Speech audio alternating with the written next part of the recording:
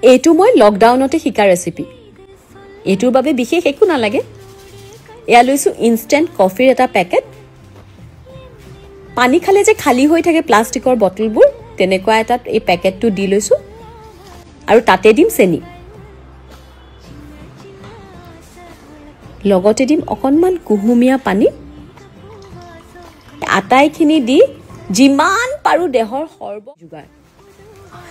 আপোনালোক বহুতে এনেকৈ বনায় যে কিমান ফেন হৈ আধা বটল হৈ গ'ল এখিনি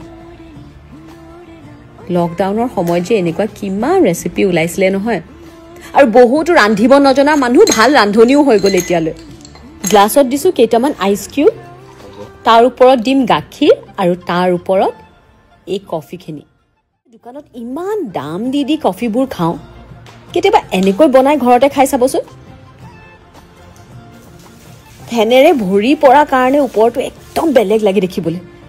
মোৰ নিজে বনাই নিজৰে লোভ লাগিছে এই ষ্ট্ৰডাল হিন্দাখন কিবা আনোতে দুডাল আহিছিল এডাল বসাই থৈ দিছো আপোনালোকেও এনেকৈ চামুচ ষ্ট্ৰবোৰ বেছি